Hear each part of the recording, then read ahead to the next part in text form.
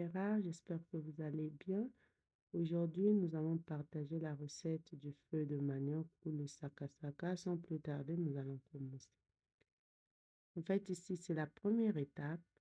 Dans la première étape, nous nous assurons que nous sommes en train de nettoyer nos condiments parce que là, je prépare en fait les condiments pour faire mon sakasaka. J'ai pris d'abord la ciboule, l'oignon, là c'est l'ail et vous prenez les poivrons.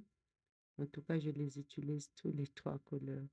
Le poivron vert, rouge et orange, ça c'est du persil. Et après avoir pris, nettoyé, là maintenant je vais découper mes assaisonnements. Donc là, je suis en train de découper l'oignon.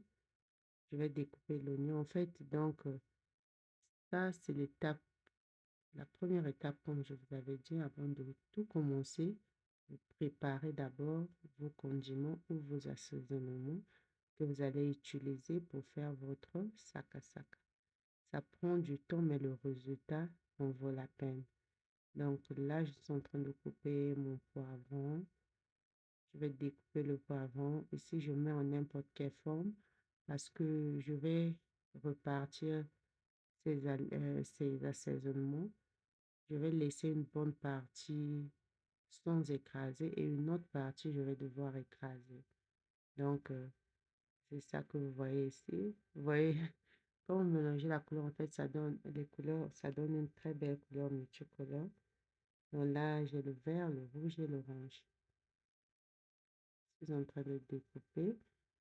Et une fois que je finis de découper mes assaisonnements, comme vous voyez ici, je vais passer maintenant aux légumes. Parce que donc là, j'ai mon nom. Je prends tout d'abord le concombre, les aubergines violettes, et je vais prendre le chou. Les gens disent que ça cause soi-disant les maladies, donc rassurez-vous que c'est bien pour vous avant de mettre. Sinon, moi, je continue à mettre d'abord.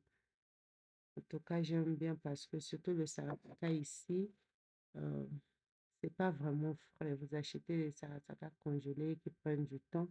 Alors, je trouve que c'est important de mettre ces légumes-là pour que ça ramollisse un peu votre sakasaka et que ça donne un très bon goût sucré à votre sakasaka. Donc là, vous pouvez voir si vous êtes en train de couper, éplucher d'abord mes légumes et par la suite, je vais devoir les découper.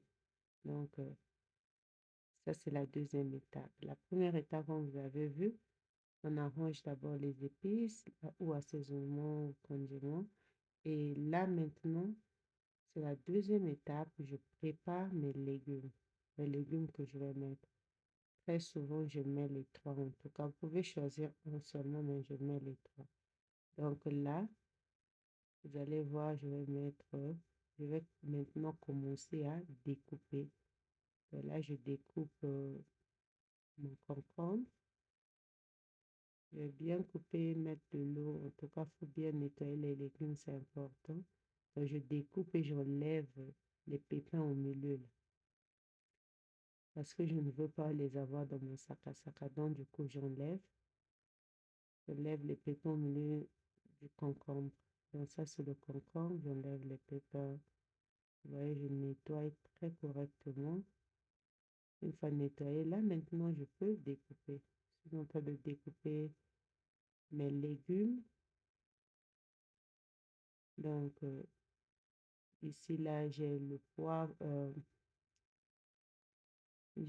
concombre, le chou et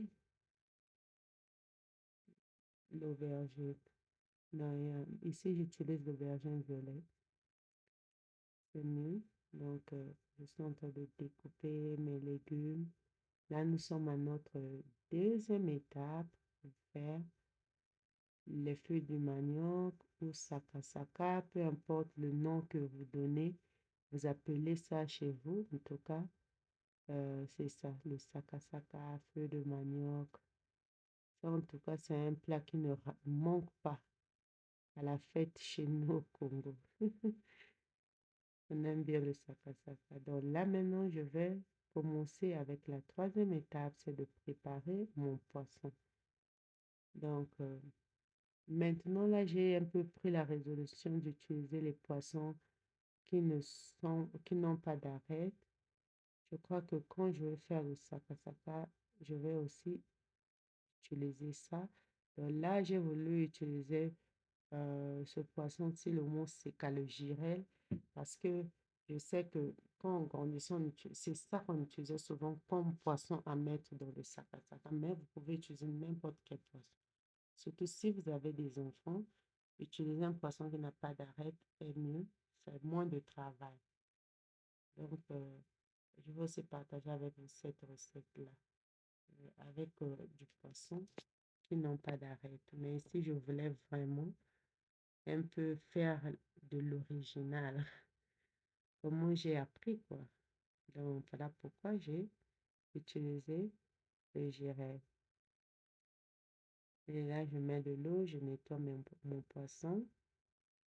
En tout cas, j'aime bien quand il y a le poisson dans le pondo, dans le sac à sac. En tout cas, ça me plaît quand c'est comme ça. Donc là, je nettoie mon poisson.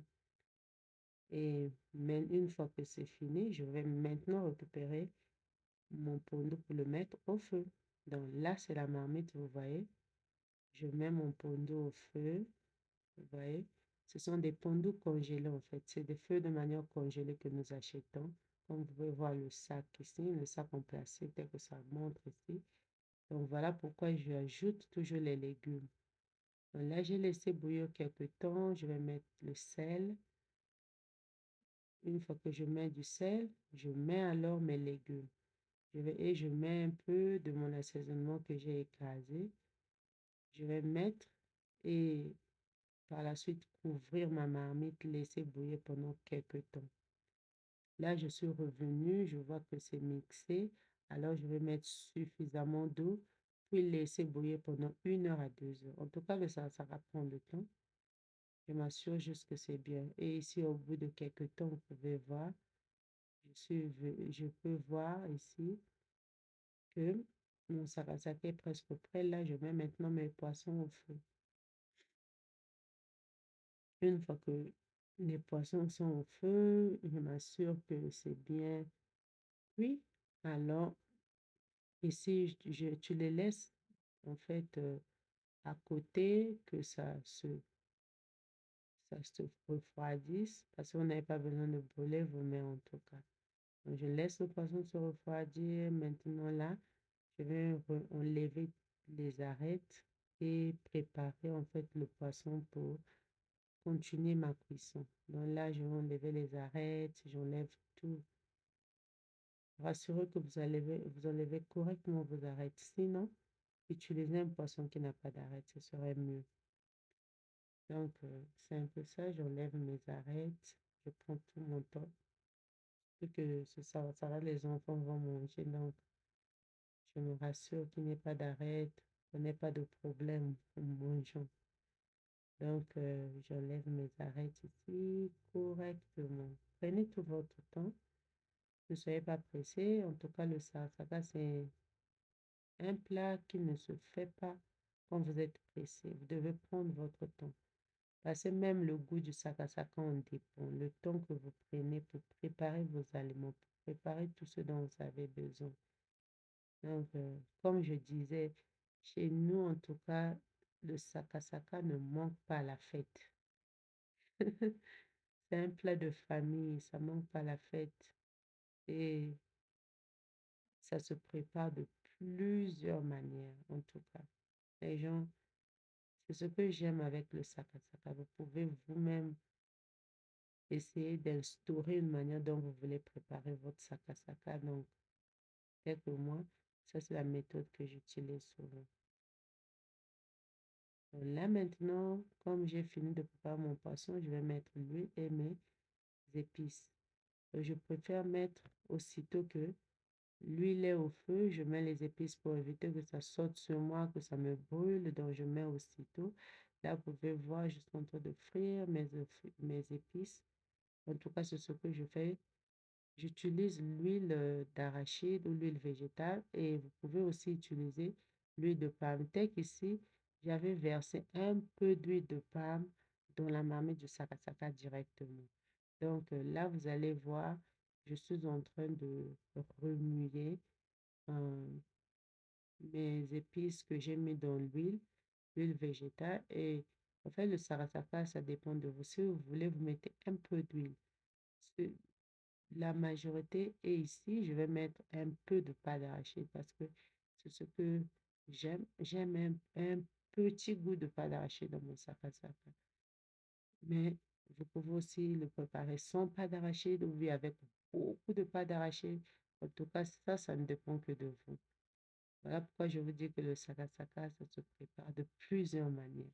Et là, vous voyez, ma pâte d'arachide est prête et bien mélangée dans de l'huile.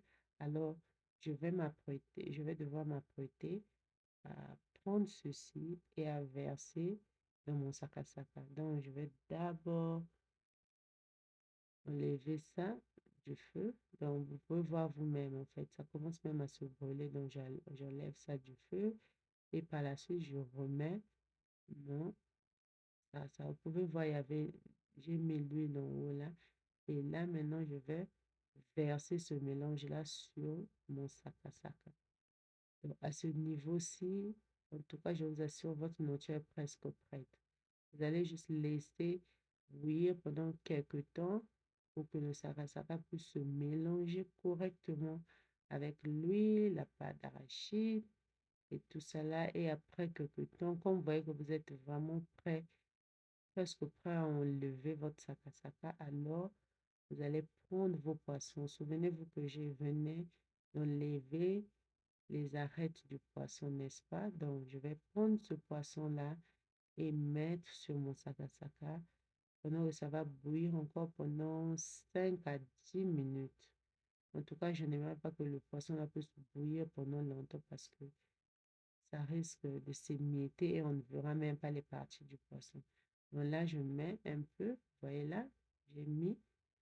Et une fois que je vais mettre le poisson comme ça, en tout cas, je vous dis que c'est prêt à enlever, c'est prêt. Ici, mon sarasaka est prêt. Faites-moi savoir qu'est-ce que vous pensez de ceci. En tout cas, prenez votre temps. Essayez chez vous. Même si c'est la première fois, essayez. Dites-moi en commentaire qu'est-ce que vous en pensez avec le goût. En tout cas, j'aime bien mon sakasaka. Et j'ai essayé, après que j'ai préparé, j'ai essayé un peu de présenter ça d'une manière spéciale. Vous pouvez voir ici. J'ai le poisson salé aussi que j'ai mis dessus. Donc, vous pouvez utiliser n'importe quel poisson. Merci beaucoup de m'avoir suivi. Surtout, n'hésitez pas de vous abonner sur la chaîne, aimer et partager la vidéo. Donc, ici, vous pouvez voir en bas, j'ai ajouté mon email parce que il y a une dame qui m'a contacté, qui m'a parlé un peu de son histoire et qui m'a dit que si euh, je pouvais, qu'est-ce que je pensais de son histoire. Elle a essayé de me demander un petit conseil après qu'elle avait vu une vidéo que j'avais publiée sur Katrina, je crois. Donc, n'hésitez pas de me contacter si vous voulez.